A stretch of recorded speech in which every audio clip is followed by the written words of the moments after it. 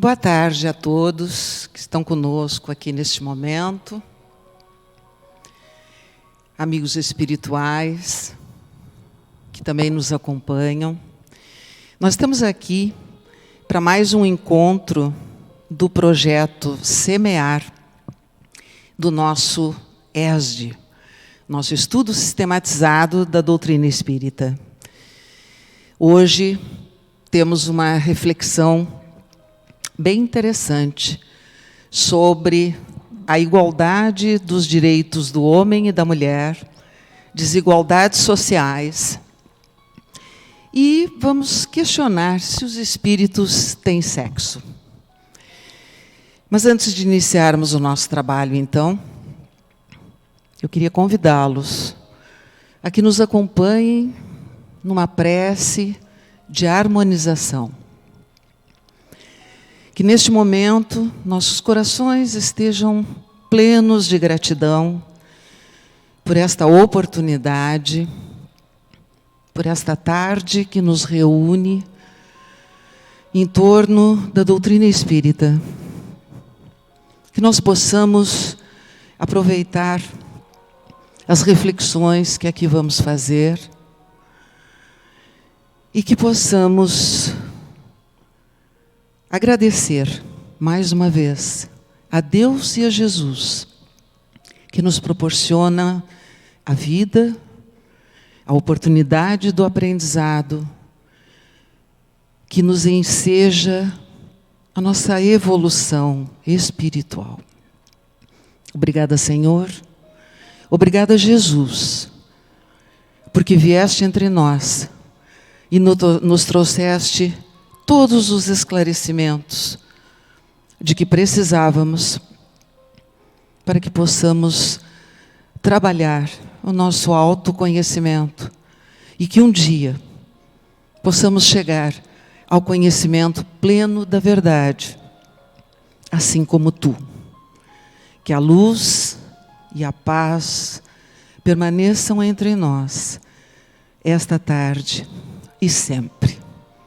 Obrigada. Muito bem. Então, como eu disse na abertura, nós hoje vamos pensar um pouquinho sobre a questão da igualdade dos direitos do homem e da mulher.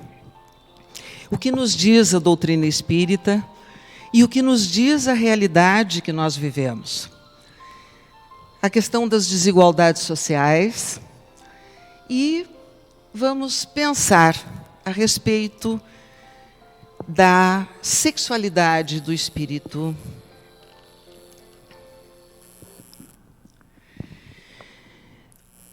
Vamos começar pegando o Livro dos Espíritos, a questão 115,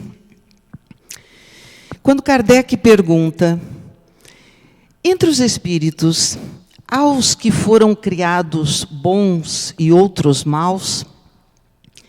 É o que os espíritos respondem. Deus criou todos os espíritos simples e ignorantes. Quer dizer, sem ciência. Deu a cada um uma missão com o objetivo de esclarecê-los e fazê-los chegar progressivamente à perfeição, pelo conhecimento da verdade e, assim, aproximarem-se dele. Na questão 119, Kardec pergunta: não poderia Deus livrar os espíritos das provas que devem suportar para atingirem o primeiro plano? Eles respondem: se tivessem sido criados perfeitos, não possuiriam mérito para gozar as vantagens dessa perfeição. Onde estaria o mérito sem a luta? Aliás, a desigualdade que existe entre eles lhes é necessária para a personalidade. E, além disso, a missão que cumprem esses diferentes níveis está nos desígnios da providência para a harmonia do universo.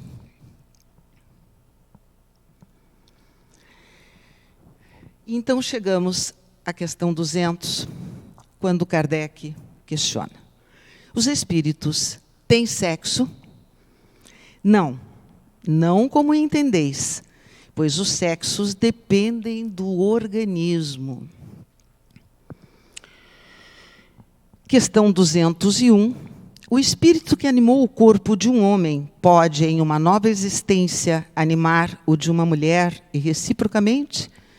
Sim, são os mesmos espíritos que animam homens e mulheres.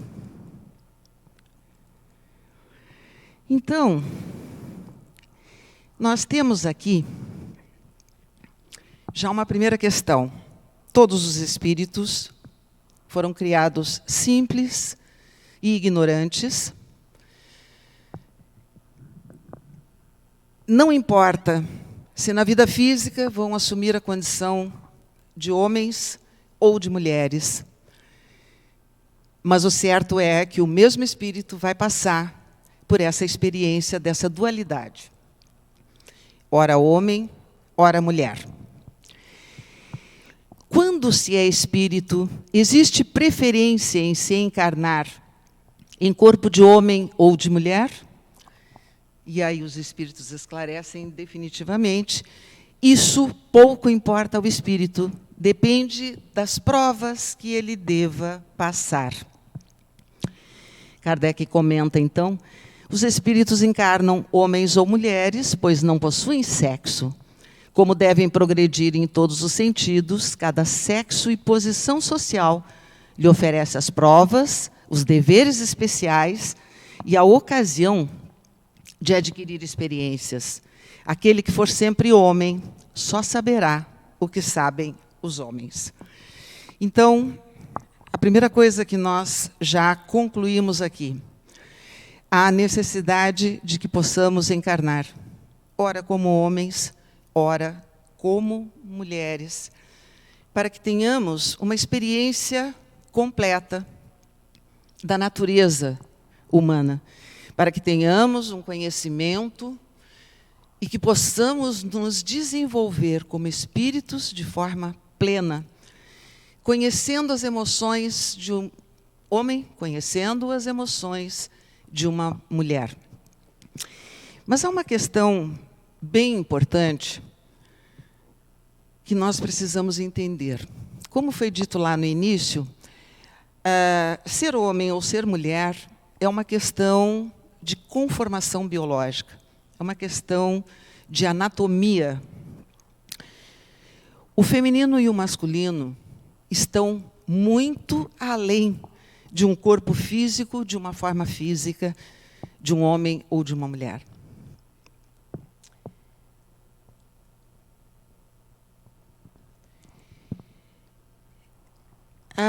A filosofia oriental nos traz um ensinamento muito interessante. Nos fala do yin e do yang, que são conceitos, inclusive, que Jung vai adotar e que Joana de Ângeles vai desenvolver em toda a sua obra. Neste livro, A Harmonia Taoísta dos Opostos, de J.C. Cooper, diz assim: um dualismo inevitável divide a natureza em duas, de modo que cada coisa é uma metade e implica uma outra para tornar-se inteira. Portanto, sendo o mundo dual, também o são todos os que fazem parte dele. Todo o sistema de coisas está representado em cada partícula. Nós vivemos numa natureza dual. O mundo é dual. Nós vivemos entre o frio e o calor, entre a luz e a treva, entre o fluxo e o refluxo, entre o dia e a noite. No Eclesiastes, um dos livros do Antigo Testamento, no capítulo 3, nos diz assim, é um verdadeiro poema sobre a dualidade. Tudo tem seu tempo determinado e há tempo para todo propósito debaixo do céu. Há tempo de nascer e tempo de morrer. Há tempo de plantar e tempo de arrancar o que se plantou. Tempo de matar e tempo de curar. Tempo de derrubar e tempo de edificar. Tempo de chorar e tempo de rir. Tempo de prantear e tempo de dançar. Tempo de espalhar pedras e tempo de ajuntar pedras. Tempo de abraçar e tempo de afastar-se do abraço.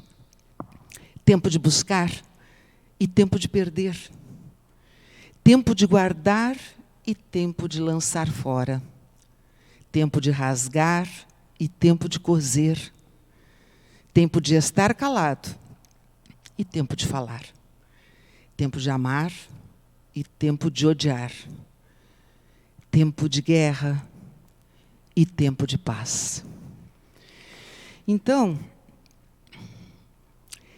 veja que tudo na nossa vida ocorre sempre entre dois pontos opostos, não necessariamente contrários, não necessariamente excludentes, mas, na mais das vezes, complementares. Então, nós temos que o masculino e o feminino são energias opostas, mas elas não são contrárias, elas não se contrapõem, elas não são, não se rejeitam, vamos dizer assim. Mas antes, elas se complementam. O masculino e o feminino nada mais são do que uma entre as inúmeras formas da força criativa da vida. Força ativa e força passiva. Masculino e feminino são forças cooperativas. Não significa que o masculino precise se completar através do feminino, ou vice-versa, mas apenas que juntos, convivendo, criando, procriando, se ajudando, se desenvolvendo em conjunto, é o espírito que está ali e que não é feminino e nem é masculino, que atinge a sua plenitude como espírito imortal. Então, não se trata de um precisar do outro para ter a sua completude como ser. Não é neste sentido, porque todos, como espíritos, somos completos. Estamos criados já com todo o nosso potencial para crescer, para desenvolver e para atingir a plenitude. Mas, no entanto, precisamos masculino do feminino, feminino do masculino, como forma de interação de forças diferentes. O que significa isso? Precisamos passar pela experiência, ora num corpo feminino, ora num corpo masculino, para termos o conhecimento das sensações, dos sentimentos e das emoções que caracterizam um e outro, que caracterizam uma força e outra força. Como muito bem diz aqui, masculino e feminino, portanto, podem se transformar mutuamente. e se transformam mutuamente. É através dessa convivência, nós nos transformamos todos mutuamente, quando convivemos homens com homens, mulheres com mulheres, homens com mulheres e mulheres com homens. Nós nos transformamos, nós adquirimos conhecimento. Por isso, nós já sabemos, desde a antiguidade, que o homem é um animal político, é um animal social. Porque sabemos que o homem não foi feito para viver sozinho. O homem sozinho tende a enlouquecer por falta de objetivo, por falta de sentido, por falta de compreensão do seu papel no mundo, por desconhecimento total da sua condição de ser humano, de infinitas possibilidades. É a convivência, é o estar com o outro, onde eu me vejo, onde eu me identifico, onde eu sirvo como espelho ao outro para que ele se identifique e se reconheça em mim. É desta forma que nós vamos nos construindo. Então, masculino e feminino deixam de existir como contrários quando observados a partir de um plano mais elevado do que aquele em que sua oposição efetivamente existia. Ou seja, se eu considerar masculino de um lado, feminino de outro, e se eu não entender a correlação que há entre estas duas energias, se eu não entender que ambas são complementares no sentido de permitir o conhecimento de uma e de outra, se eu não entender que masculino e feminino são apenas manifestações da força criativa da vida, se eu não entender isso, eu vou vê-los sempre como contrários. A partir do momento em que eu estabeleço esta ligação, eu passo a vê-los como duas formas distintas de expressão de uma única coisa, de expressão da força criativa da natureza.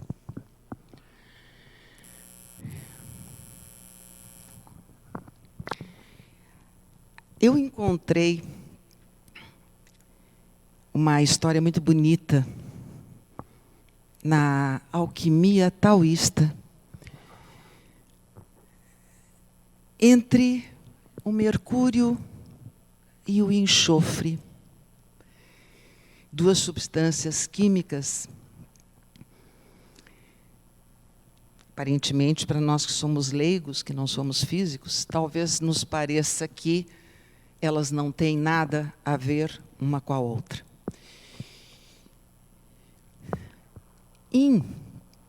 O mercúrio alquímico, força feminina, dissolve o enxofre masculino, o yang, e o ativa através da tensão, devolvendo-lhe sua verdadeira natureza. O enxofre, então, fixa o mercúrio volátil. E a interação entre as forças geradoras liberta-os de suas limitações. É nessa diversidade complementar dos opostos que ocorre a transmutação das partes individuais no todo, o uno. Trata-se de uma expressão do yin e yang, reabsorvidos na unidade primordial, da qual tudo emerge e para a qual tudo retorna. Trazendo isso para a nossa existência como seres espirituais, nós todos partimos do Uno, partimos do todo, partimos do Criador. E saindo dele, começamos a experimentar uma trajetória milenar na vida da matéria, com momentos no mundo espiritual para refazimento, para consolidação das experiências adquiridas no mundo material, para um planejamento de uma nova experiência, e voltamos outra vez. E nessas idas e vindas, ora vamos como homens, ora vamos como mulheres. Mas, resumindo, essas idas e vindas que visam nos dar experiência, que visam nos dar conhecimento, que visam nos proporcionar a oportunidade de nós conhecermos, desenvolvermos e aprimorarmos toda a nossa essência espiritual, tem o objetivo de um dia nos conduzir, prontos então, desenvolvidos e plenos, ao Uno, ao Todo, ao Criador. E como nós teremos feito essa trajetória? Convivendo, criando, sendo co-criadores da vida através desta união do masculino com o feminino, oportunizando a descida, a vinda de novos espíritos para a materialidade, para que também possam fazer a sua caminhada. Então, nós podemos concluir facilmente desta lição lindíssima da alquimia, que, através das nossas diferenças, trabalhadas em conjunto, através dos aparentes opostos, mas que, na verdade, se integram e se completam e se complementam, nós voltamos à unidade primordial, depois da transmutação das partes,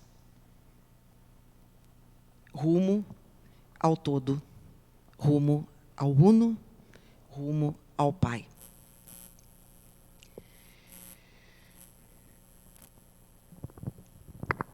Esse conhecimento de que a vida precisa dos opostos masculino e feminino, ela é muito antiga. Ela já vem de povos milenares da antiguidade. Desde os primeiros momentos em que o homem atingiu o laurel da razão, em que ele começa a observar o mundo ao seu redor, e que ele começa a observar, em especial, e a sua primeira fonte de observação é a natureza na qual ele está inserida, porque ela se apresenta cheia de fenômenos inexplicáveis, fenômenos poderosos, que o assustavam num primeiro momento, porque era só diante desses fenômenos que o homem percebia a sua pequenez e, portanto, a sua incapacidade também diante de alguma coisa. E lá nesses primórdios, o homem começa a entender que a Terra, eles consideravam a mãe, porque era nela que eles haviam nascido. Então, a Terra era a mãe. No entanto, do céu vinha a chuva, vinha o trovão, vinha o raio, vinha a tempestade, e isso, por vezes, mudava a aparência da terra, mas, ao mesmo tempo, a fecundava. E a agricultura começou a ser possível. Os animais podiam matar a sua sede com essa água que descia do céu. A própria vida só era possível a partir do momento em que essa água fosse, em que essa terra fosse fecundada pela água que descia sobre ela. E criam-se lendas, então, da Mãe Terra e do Pai Céu. A Mãe Terra, que estava ali, pronta para dar a vida, mas precisava ser fecundada pela água, pelo sol, para que tudo nela pudesse brotar e viver. E aí começa já, então, a nossa compreensão do masculino e do feminino como as forças criativas da natureza capazes de gerar vida. Muito bem. Voltamos ao Livro dos Espíritos. Na questão 118, Kardec pergunta: os espíritos podem se degenerar? Não, porque à medida que progridem, compreendem o que os distancia da perfeição. Quando o espírito terminou uma prova, ele possui o conhecimento e não esquece mais. Então, nós vemos que nós estamos aqui para adquirir conhecimento. Aliás, Jesus já nos avisou disso. Conhecereis a verdade, e a verdade vos libertará. Até ele nós não tínhamos a menor noção de quem nós éramos, nem do que nós podíamos fazer. Jesus nos traz essa consciência de que nós precisávamos desbravar a vida, o mundo, a ciência. Mas, acima de tudo, precisávamos desbravar o nosso mundo interior. Precisávamos nos conhecer. Precisávamos do autoconhecimento, para que, através dele, conscientes ou mais conscientes, nós pudéssemos melhor nos relacionar e melhor aceitar o nosso semelhante. E nós começamos a entender que o outro me reflete e eu reflito o outro. Mas conhecimento é diferente de informação. A informação está disponível para nós no livro, está disponível para nós na internet, está disponível para nós na escola, na faculdade, na casa espírita, nas palestras. Está disponível em todos os lugares, praticamente. Mas a informação ainda não é conhecimento. A informação passa a ser conhecimento no momento em que, tendo aquela informação, eu começo a estabelecer relações daquilo com a vida. Eu começo a estabelecer relações daquilo comigo, com o que eu sinto, com o que eu penso, com as coisas que me acontecem. Eu começo a entender o porquê me aconteceram. Eu começo a pensar, eu começo a refletir sobre tudo que está à minha volta. E aquela informação, então, começa a fazer sentido para mim na existência, na vida prática. Então, de posse dessa informação, que eu consigo adequar e dar sentido a ela na vida, a partir daí, eu formo o conhecimento. E a partir daí, eu não esqueço mais. Quantas informações nós já tivemos, já lemos, quantas coisas nós já estudamos. Se a gente pensar no nosso tempo de escola, será que a gente lembra de como resolvia aqueles teoremas? Será que a gente lembra daqueles mapas que a gente era obrigado a decorar? E, enfim, uma série de outras informações que a gente tinha desse tipo. Certamente não. Desde o momento em que essas informações não se integraram à nossa vida como realidade. desde o momento em que eu não consegui atribuir a essas informações um sentido de vida, essas informações tendem a ser esquecidas.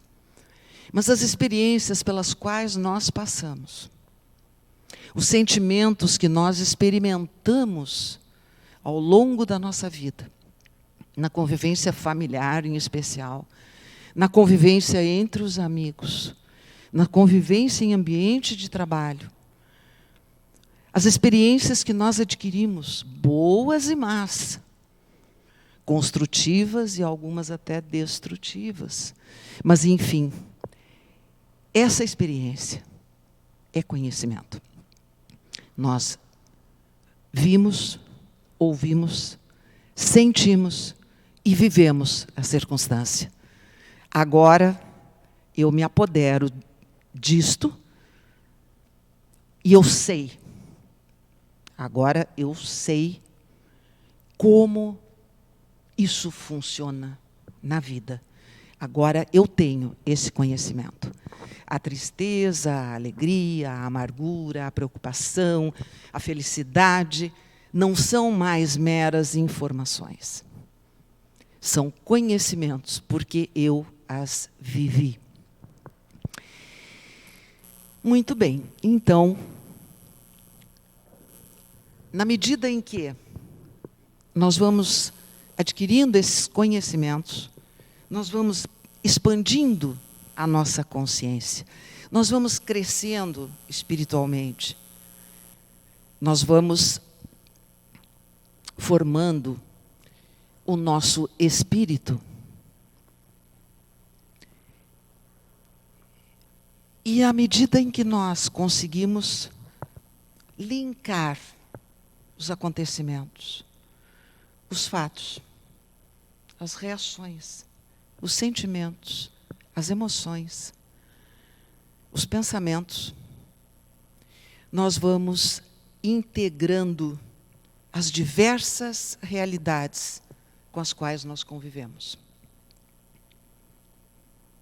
E assim nós vamos consolidando o conhecimento, assim nós vamos nos desenvolvendo espiritualmente, psicologicamente, moralmente, vamos mudando certas posições, vamos mudando certas ações ou reações, passamos talvez a agir mais do que a reagir, ou às vezes nos tornamos amargos em função de experiências negativas e nos tornamos mais reativos, também acontece.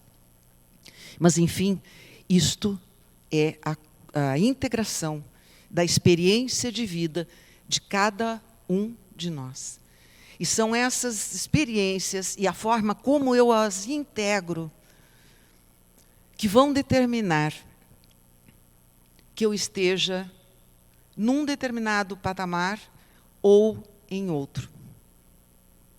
E porque cada um de nós tem uma forma muito especial de elaborar esse conhecimento, até porque não é só com base nas experiências que nós estamos vivendo aqui e agora que nós as elaboramos, mas nós sabemos que as experiências transatas, aquelas que nós trazemos das nossas vidas anteriores, elas influem, ainda que de forma inconsciente, mas elas influem de uma forma muito vigorosa na forma como eu vou elaborar as experiências de hoje.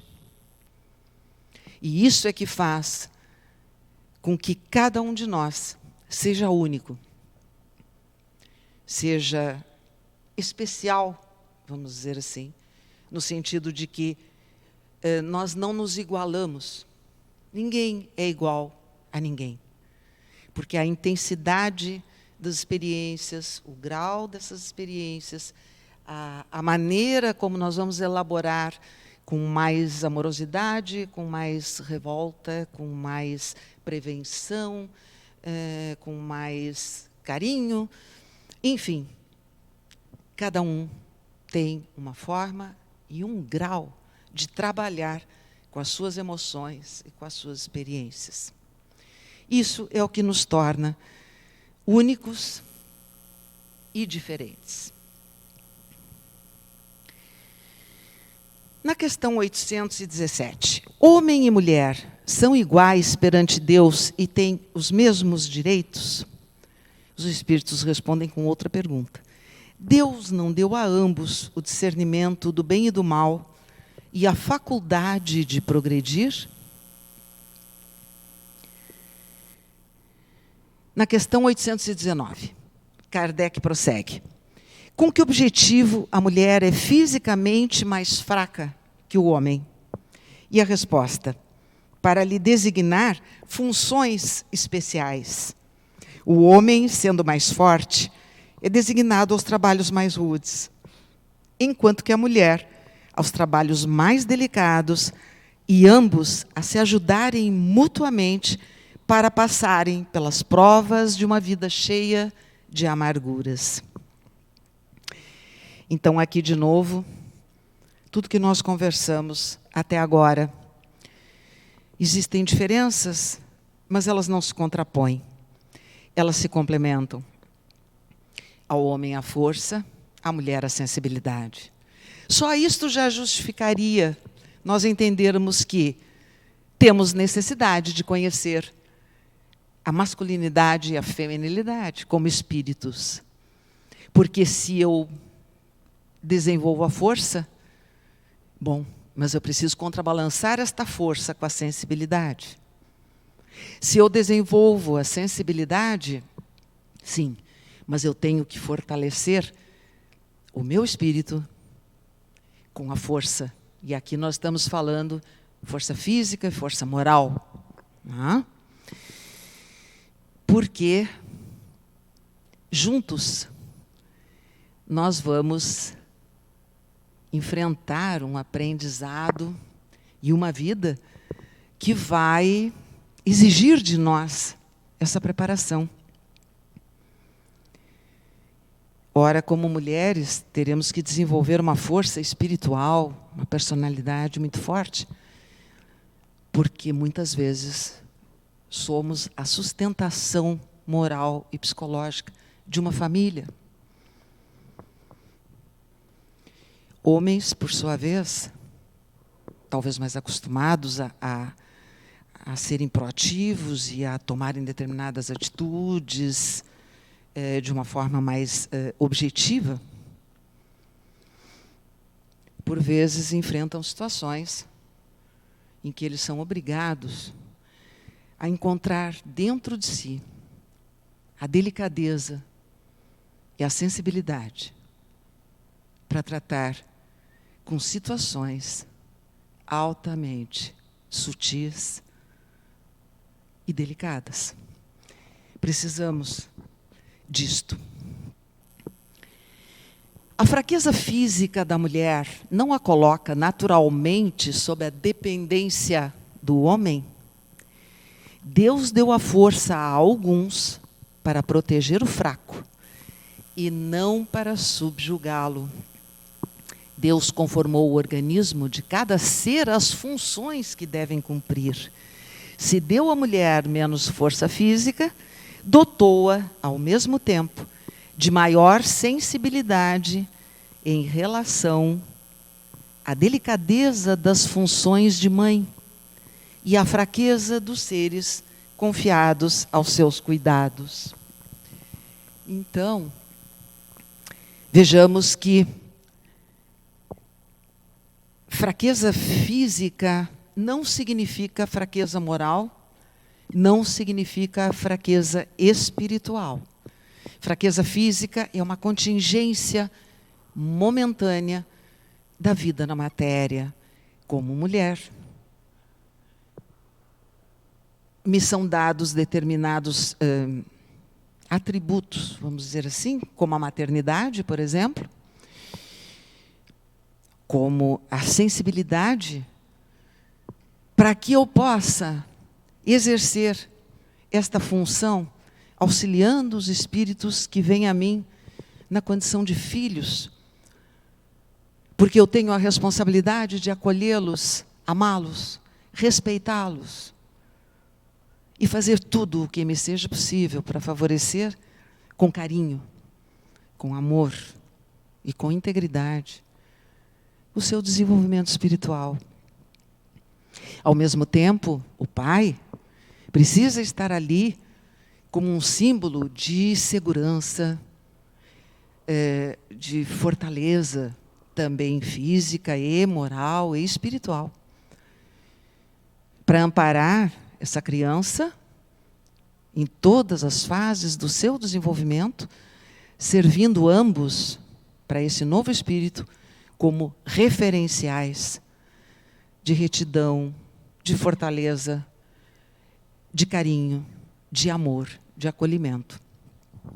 Então veja como é necessário que ambos tenham experiências em ambos os sexos, ambos os espíritos precisam desta experiência para, ora, desenvolverem a força. E aqui nós estamos falando de força no seu sentido mais amplo e geral, mas, ao mesmo tempo, esta força tem que ser contrabalançada com a delicadeza.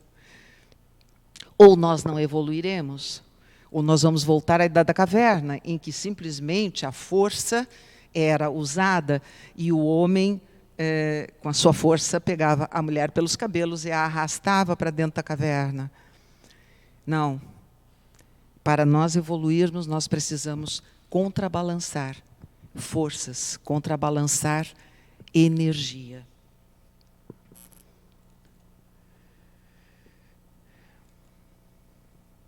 Na questão 818, de onde provém a inferioridade moral da mulher em certas regiões?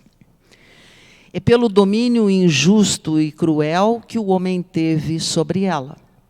É o resultado de instituições sociais e do abuso da força sobre a fraqueza.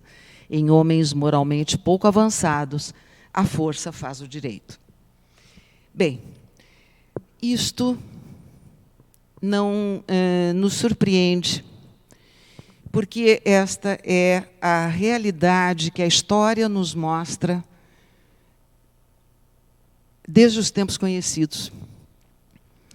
A posição de inferioridade, em todos os sentidos, que sempre foi atribuída à mulher. E dá para se entender quando nós pensamos que nós vivemos num planeta de provas e expiações, um planeta de uma humanidade ainda rude, ainda um pouco primitiva, né, se nós pensarmos que nós estamos recém no segundo estágio da evolução planetária, onde a força ainda predomina, o mal ainda predomina, o preconceito, o grito. Então, nós vamos fazer uma rápida passagem pela história, só para nós termos uma ideia e fecharmos aqui em 5 minutos de raciocínio, como essa situação realmente ocorre desde os tempos conhecidos. Eu, pensando nisso, logo me ocorreu, bom, mas as pitonisas eram mulheres respeitadíssimas na Grécia Antiga. Sim, as pitonisas foram mulheres respeitadíssimas, sacerdotisas do tempo de Apolo, que os generais buscavam para ouvir conselhos e instruções para suas estratégias de guerra, e os colonizadores pediam instruções para aumentar as suas colônias e os seus territórios. Não, mas então a mulher já teve uma posição de destaque. Apenas essas mulheres, que eram reconhecidas como seres especiais, na verdade, elas eram médiuns ostensivos, não é? E elas eram reconhecidas e identificadas no povo como criaturas com poderes especiais, que eles não sabiam explicar quais eram, é claro, mas sabiam que esses poderes existiam, porque elas falavam e as suas falas se concretizavam. Então, essas mulheres eram retiradas do seu ambiente, fossem casadas, mães de filhos, elas abandonavam tudo e eram levadas para o templo. E lá, elas permaneciam em recolhimento, e algumas delas até quase que em estado permanente de transe. E ali elas eram consultadas por todos aqueles que tivessem necessidades, como os generais, como os colonizadores, enfim, pessoas importantes, mas que acreditavam nelas e que iam buscar as suas orientações. Eram a única exceção. Mais uma vez, em razão de algo que o homem identifica como sendo um poder, mas não sabe o que é, e quando não sabe o que é, teme e respeita. Isso é natural na humanidade. Bom, na Grécia, realmente, a mulher ela tinha uma relativa liberdade, mas ela se ocupava especialmente da administração da casa. Se ocupava da criação dos filhos, se ocupava da administração dos escravos, e ela gerenciava, vamos dizer assim, os mantimentos, o controle dos mantimentos, que existiam em muita quantidade, eram depositados, porque as famílias costumavam ser muito grandes, e elas tinham essa função, dedicavam-se à costura, enfim, aquelas tarefas tidas tipicamente como femininas e domésticas. Elas já eram preparadas assim desde a infância. Né? Então, os meninos, a partir de uma certa idade, eles já eram preparados para joguinhos e brincadeiras de guerra, né? Porque deveriam ser preparados para serem soldados, para serem esportistas, e as meninas já eram preparadas para as prendas domésticas. Já em Roma, muito semelhante, mas com um pouquinho mais de liberdade. Elas não viviam tão confinadas quanto as gregas, elas até participavam mais das reuniões sociais e tal, mas elas já podiam escrever poesias, elas participavam das campanhas eleitorais, embora não pudessem votar. E nem todas tinham alguma educação, mas as famílias mais abastadas, tanto na Grécia quanto em Roma, até proporcionavam, eventualmente, às suas mulheres alguma aproximação com as letras. Bom, aí nós conhecemos o judaísmo. No judaísmo, houve uma grande confusão com a questão do pecado original. O que o judaísmo entendia? O judaísmo entendia que Adão e Eva, quando estavam no jardim, eles eram puros, eles não conheciam o mal, e o bem era intrínseco a eles. Nessa alegoria do Antigo Testamento, a serpente que se aproxima e tenta Eva, ela representa esse mal que está fora, que é externo, portanto, a eles. Tentada, Eva tenta Adão. E praticam, portanto, a desobediência. E este foi o pecado original, conforme o entendimento do judaísmo. Então, por terem desobedecido, eles são lançados aqui no mundo material, aonde eles precisarão trabalhar e sofrer para mostrar a existência de Deus, do Pai a quem eles desobedeceram, mostrar a existência desse Deus e deste Pai neste mundo físico material, onde eles irão encontrar imensas dificuldades, mas será através dessas dificuldades que eles vão poder se redimir deste pecado da desobediência e que eles vão um dia poder voltar ao paraíso, que eles definem como o maior nível de prazer espiritual possível. No entanto, a Igreja, a partir de um determinado momento, confunde a questão do pecado original com a questão da sexualidade. Graças, principalmente, a Santo Agostinho e depois a Tomás de Aquino. Santo Agostinho, que tinha sido um homem que tinha tido uma vida dissoluta, enfim, vamos dizer, normal para a época, ele era casado, tinha um filho, e a partir do momento em que ele se converte, ele começa a ter ostensivamente uma rejeição ao sexo e uma rejeição à mulher, entendendo que seria na negativa das relações sexuais, a não ser com o fim anterior já e único de procriação, seria na abstenção dessas relações que o homem se distinguiria do animal. Esse é o entendimento de Agostinho. Tomás de Aquino, por sua vez, como seu discípulo, foi o típico criatura que excede ao Criador. E ambos trazem, então, para dentro da Igreja Católica, esta confusão entre o pecado original e o sexo, atribuindo a alegoria de Adão e Eva no paraíso, que Eva, mulher, foi tentada pela serpente. Ela tentou Adão. E a humanidade sofre, até hoje, as consequências da desobediência e do pecado de ambos, porque foi Eva que tentou Adão sensualmente. Então, se estabelece, né, esta confusão, só que isso passa a ser uma verdade, passa a ser considerado como uma verdade. E todo o catolicismo se estabelece a partir da ideia do pecado original. E todos os seus seguidores, portanto, daí para frente, e inclusive o Papa, através de encíclicas, consideram que o sexo é unicamente para fim de procriação, daí o porquê a pílula anticoncepcional ou qualquer método contraceptivo ser considerado pecado.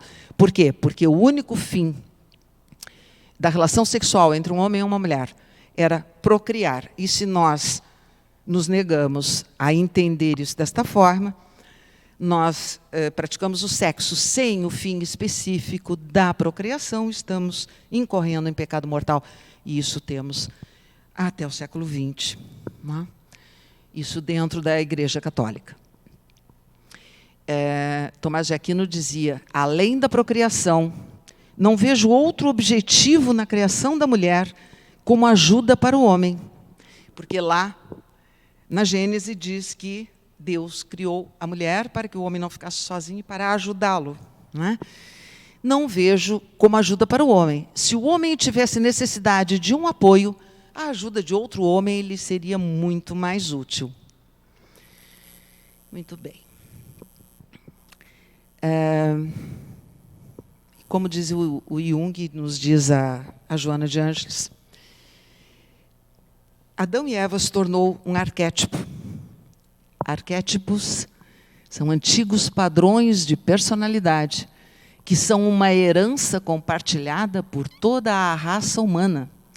São personagens ou energias que se repetem constantemente e que ocorrem nos sonhos de todas as pessoas e nos mitos de todas as culturas. Assim, levantou a hipótese de que ambos, sonhos e mitos, provêm de uma fonte mais profunda, inconsciente e coletivo da humanidade. E é realmente o que ocorre. Adão e Eva, este mito, o pecado original, a sensualidade da mulher, a sua falta de caráter ao tentar o homem que estava ali incorruptível até aquele momento, isso se torna de uma forma, se torna tão forte que vem até aos nossos tempos e que não só é uma crença da maioria da humanidade masculina, como acabou sendo uma crença até de muitas mulheres que se culpam, que se punem, que se consideram menores, que se consideram dependentes, que se consideram culpadas, às vezes sem nem bem consciência de que, talvez só pelo simples fato de existirem como mulheres. Isso é o resultado do inconsciente coletivo ao longo dos séculos, de uma crença que se solidificou e que, neste momento, principalmente, século XXI, com todo o conhecimento que nós temos hoje da ciência, com todo o conhecimento que as doutrinas filosóficas, a nossa doutrina espírita nos traz, nós estamos tendo oportunidade de examinar isso de uma forma adulta, de uma forma consciente, de uma forma a eliminar essas crenças injustificadas, porque sem fundamento, mas que simplesmente se fortaleceram como crenças ao longo do tempo. E que são fundamentais, que nós possamos enfrentá-las, para que nós possamos mudar, para que nós possamos avançar, para que nós possamos fazer novas conquistas sociais, políticas e econômicas. Rapidamente, Brasil, Código Civil de 1916, a mulher era considerada incapaz, não podia viajar, exercer o comércio e nem ter conta bancária. E também não votava. Homem era o chefe da sociedade conjugal. Ele exercia o pátrio poder. O sobrenome do marido, ao casar, era obrigatório para a mulher.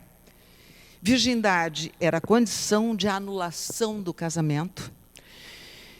Inclusive, o Código Penal previa a possibilidade de anulação, Código Penal, por erro sobre a pessoa, quando eu tenho uma expectativa sobre alguém e esse alguém não corresponde à minha expectativa. Isto cabia no caso da mulher, que, ao casar, o marido constatasse que ela não era virgem, ele poderia anular o casamento com base nisso unicamente. A mãe solteira era a única responsável pelo filho que tivesse. Ao suposto pai, ao pretenso pai, não era nem necessário fazer exame de paternidade, não era exigível isto, e ele não tinha nenhuma responsabilidade em relação àquela mulher ou àquela criança. Aliás, normalmente o que acontecia nos tempos de antigamente, eles ignoravam, viravam as costas, e toda a responsabilidade da criação daquela criança, com todas as penalidades sociais, cabiam à mulher. E ainda uma outra questão, que o dote, os mais jovens não devem saber do que se trata. Quando era acertado um casamento entre as famílias, acertava-se também o dote. O dote era o valor que o pai da noiva pagava ao noivo, que servia para ajudar na sustentação da família e também para pagar um pouco as despesas da noiva. Este dote era acertado entre as famílias, ele era passado integralmente ao marido e ele administrava de forma indiscriminada o dinheiro que era da mulher. Em 1932, a mulher conquistou o voto com autorização marital, e em 1934 o voto pleno, e até 1962 ela só trabalhava fora com autorização do marido. Bem, depois veio legislação posterior, foi em 1962, o Estatuto da Mulher Casada começa a alterar essa situação. A lei do divórcio altera mais ainda, então deixa de ser obrigatória a questão do nome, o pátrio poder passa a ser dividido entre marido e mulher, ou entre os pais, e uma série de direitos. A mulher, então, pode exercer comércio, pode viajar, pode votar, pode ser votada, enfim. A nossa Constituição Federal, que é a lei magna, a qual toda a legislação de um país está submetida, ela diz assim, no título 2 dos Direitos e Garantias Fundamentais, capítulo 1, todos, artigo 5º, todos são iguais perante a lei, sem distinção de qualquer natureza. Homens e mulheres são iguais em direitos e obrigações, nos termos desta Constituição. Artigo 7º. São direitos dos trabalhadores urbanos e rurais, além de outros que visem a melhoria da sua condição social, a proibição de diferença de salários, de exercício de funções e de critério de admissão por motivo de sexo, idade, cor ou estado civil. Bom, então, nós vimos que de 62 para cá começa a mudar. Veja, nós estamos hoje no século XXI, 1962, século XX, e nós ainda estamos batalhando por igualdade de direitos. Eu nem preciso fazer menção às notícias que nós temos tido ultimamente, inclusive em função da pandemia, a questão da violência contra a mulher que tem ocorrido dentro dos lares, os feminicídios. Nós não precisamos nem fazer menção a isso que nós ainda estamos enfrentando. A discriminação das mulheres na política, a discriminação das mulheres nos cargos mais elevados, em função da maternidade, mulher falta muito, mulher tem questão de filho, mulher tem licença maternidade, tem licença amamentação. Enfim, coisas que são do conhecimento de todos nós. Muito bem. Questão 822. Os homens, sendo iguais perante Deus, devem igualmente sê-lo perante a lei dos homens? É o primeiro princípio da justiça. Não façais aos outros o que não quereríeis que vos fosse feito. De acordo com esse princípio, pergunta Kardec ainda, uma legislação, para ser perfeitamente justa, deve consagrar igualdade de direitos entre o homem e a mulher? De direitos, sim, de funções, não. A lei humana, para ser equitativa, deve consagrar igualdade de direitos entre homem e mulher. Todo privilégio concedido a um ou ao outro é contrário à justiça. E continua. A emancipação da mulher segue o progresso da civilização. Sua subjugação segue com a barbárie. Estaríamos nós ainda em tempos bárbaros? Os sexos, aliás, existem somente pelo organismo físico, visto que os espíritos podem tomar tanto um quanto o outro. Não há diferença entre eles sob esse ponto de vista. E, por consequência, devem desfrutar os mesmos direitos. E finalizando, questão 821, as funções para as quais a mulher é destinada pela natureza têm uma importância tão grande quanto aquelas destinadas ao homem? Sim. E ainda maior, é ela que lhe dá as primeiras noções da vida. Então, meus amigos, depois desta rápida reflexão, nós podemos ver que ainda temos uma longa trajetória evolutiva pela frente, para que nós consigamos adequar as nossas vivências ao ensino dos Espíritos. Porque na lei, de alguma forma, isso até está previsto. Os Espíritos nos dizem que deve ser assim. Mas a realidade não é o que nós vivemos. Não é? Então, só o conhecimento, só a experiência espiritual, em homem e em mulher, é que vai, talvez ao longo do tempo, talvez não, certamente ao longo do tempo, nos trazer essa sutileza inconsciente que talvez aflore aos poucos, no sentido de que a gente tome consciência de que em algum momento a gente talvez já tenha vivido alguma experiência semelhante àquela e que não foi bom. E a gente consiga talvez realizar o grande ensinamento de Jesus, que diz ser o primeiro princípio da justiça. Não façais ao outro aquilo que não quereríeis que vos seja feito. Vamos aguardar o tempo, vamos aguardar as nossas reencarnações e a aquisição de muito conhecimento ainda.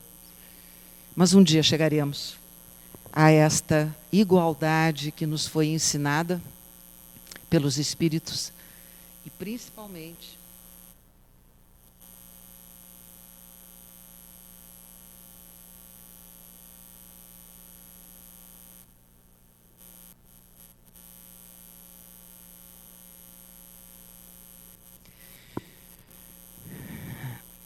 aqui está.